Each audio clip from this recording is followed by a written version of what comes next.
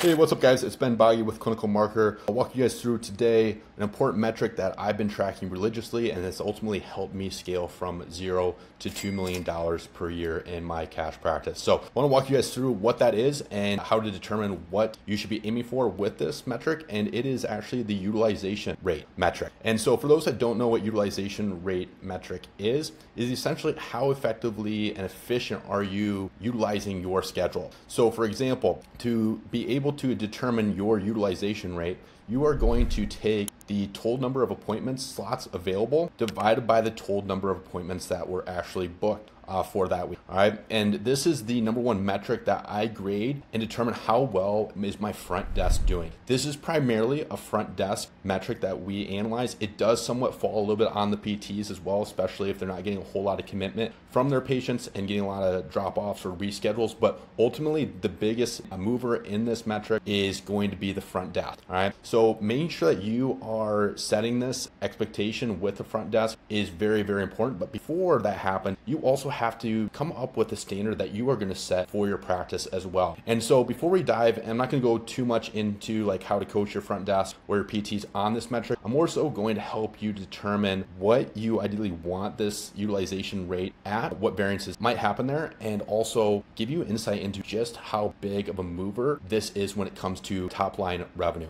All right. So let's do a quick exercise here. So again, utilization rate is you're going to list the total number of appointment slots. All right. So like, let's say you are bringing on a full-time PT. They are working 40 hours. So that means if somebody's training one-on-one for an hour, they're working 40 hours. They expected for my practice, if somebody's working 40 hours, there's 40 appointment slots available. That is the first thing that you need to determine. How many available slots are available for a full-time person. I've seen expectations set with clinicians or for their clinicians to be, even though they're working 40 hours, only have 35 available slots. And that's because they have 5 hours dedicated to like other tasks like workshop, reach outs, getting out in the community, blog posts, some social media posts, stuff like that. So this is going to be dependent on your practice and what you feel is necessary. I recommend 40. If there's 40 hours, they should have 40 hours available appointment slot. That's how my practice is set up. And you guys will see why it's set that way, and why if you start lower, it's going to drastically impact your top line. I also want to preface, you have to be careful with this. You don't want to have 100% utilization rate either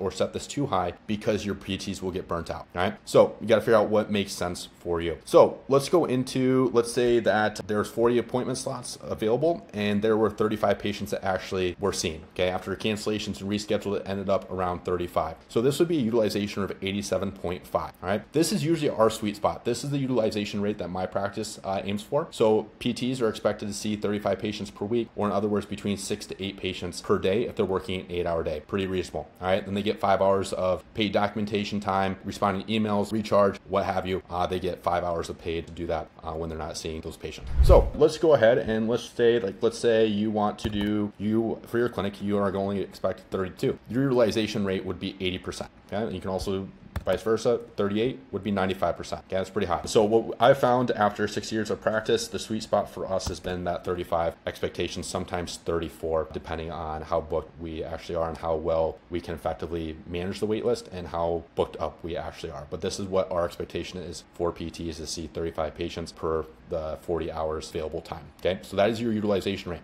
So now this down here is important. This revenue generated yearly is this calculator here is going to help you determine like, hey, what do I actually want this set at? And you guys can see how big of a difference this actually makes. And this is an exercise I did with my front desk because we were hitting around 85, 86% utilization rate. And they're like, oh, we're just off 1 or 2%. It's not a big deal. We'll work on it, obviously. But what they didn't realize is how big of an implication that actually has. And it equates to over thousands and thousands and thousands of dollars over the course of a year. So let's do a quick exercise with this. So like, let's say that you want to start out and you expect 35 patients per week. All right. You are also going in here in yellow. Again, you only want to edit what is in yellow. You are going to go down here and put how much revenue do you generate on average per visit? Okay, this can be, you're gonna have to run a report on and calculate, hey, go in and see, pretty much add up your total revenue generated for the services rendered and then divide it by the total number of visits. Okay, that's going to get your average visit or your average revenue generated per visit. Okay, so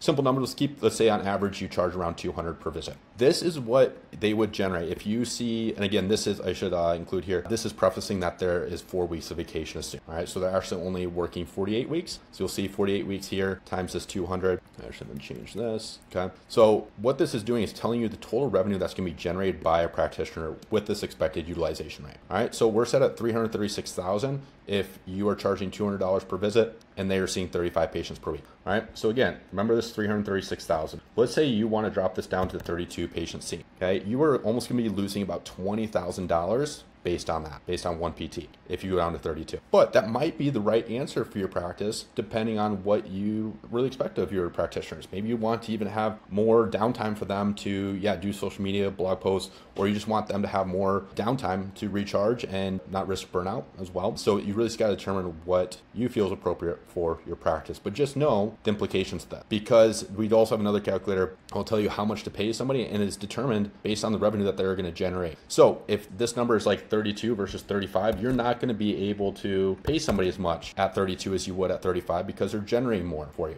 Okay, but on the same coin, other side of the coin, you don't want to have this super high. Yes, they'd be generating more, but you're going to have most likely higher turnover because that utilization is pretty high.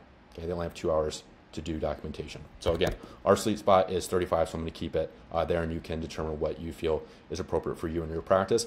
I want to preface by saying, I don't want to get too much in the coaching aspect of this, but I will say the biggest mistake that I see solo practitioner or solo practice owner make when making their first hire is thinking that the expectation for the number of visits that the person they bring on, it should equal theirs. So for example, like when I was treating full-time, it was just me, my cap was around 25 visits per week. Okay, so you might be like, Ben, well, why do you expect your PTs to see 35 when you were capped out at 25?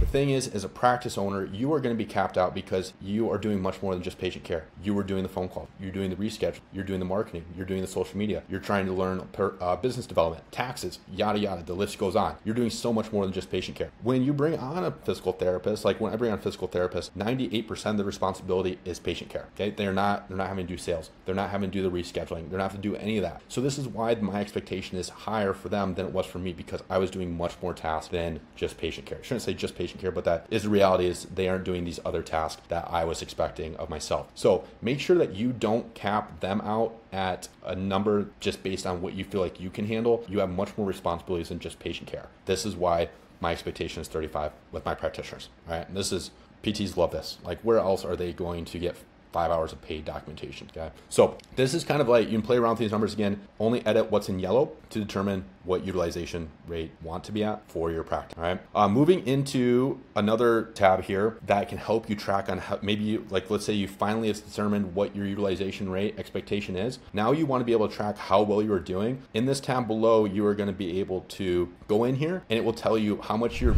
losing or how much above you are based on your goal of your utilization. So again, all you're going to do is change the things in yellow. So I want to walk you through this. Measurable is utilization rate. This is going to tell you how much you're losing per week, or gaining or losing per week. This is your gain or loss per month. This is how much you're gaining or losing per year based on your actuals. So this number here is your actual. So what this does is it tracks you essentially week by week. At the end of each day, or each Friday or Saturday over the weekend, once the week is finished, you go in and tally up what was your utilization for the rate for that week. And then each week for this quarter, you'll see this is quarter long. Okay, so first quarter of the year goes to the end of March, begins January 1st. So week over week, you are going to tally what your utilization rate. This simply takes the average number of these visits or these weeks. Okay, and this is your goal. Okay, so this is how you set this goal or set this number, is how many appointment slots are available and what is expected. So I did this. You can also, I wanted to make this calculator user friendly for those that have more than one practitioner. Like if you, this is with an example of you have 2 full-time physical therapists. All right, 40 hours each, 2 full-time equals 80. The expectation again was 35 per practitioner. 35 times 2 is 70. You can manipulate this based on however you want. Maybe you have 2 full-time and you have 1 part-time. All right, so if you have 2 full-time and 1 part-time, let's say the part-time is at 20 hours. Now you're at 100 visits. All right.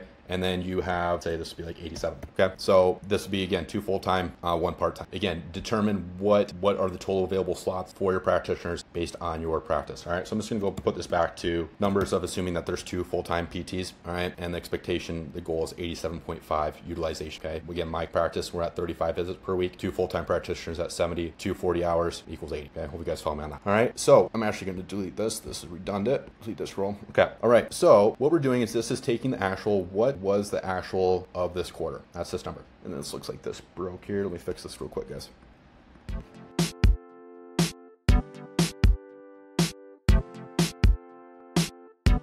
All right, we should be good now. So with this, you're gonna have your goal and your actual. What this is doing is it is taking your gain or loss per week. So you can see our actual is about 85% when our goal is 87.2. Again, your front desk might look at this and this is really eye-opening. Like I said, did this exercise with my front desk to show them just how big of a difference this does make, especially over the course of the year. Like, oh, we're not too far off, 85 to 87, 2%, 2.5%, not too far off. Obviously we want to make this closer to 87, but not too big a deal. Well, when you break it down by revenue, over the course of a year or a week, a month, and year, it makes a big difference. So you can see by just being off 2.5% from our goal, we're losing about $21,000 per year. Okay. Again, you guys don't need to change these numbers. All you need to change is the data in yellow, and this will calculate how much you are above or losing per week based on your goal of your utilization rate and what is expected there. Okay. So hope you guys found these calculators helpful. Again, can't stress the importance enough of setting your utilization rate when you are determining what is appropriate for your practice and what the expectation is for your clinicians. Want to preface also, it's much easier to start high and bring it down than start a practitioner where you're setting the expectation that it's only 30 per week and then you bump them up to 35. It's gonna be a much harder conversation. If you're unsure, it's better to start high and then you can always dial it down, kind of find that sweet spot. But across the board, what we found to be most helpful is 35 visits out of 40 for a full-time practitioner. See you guys next training.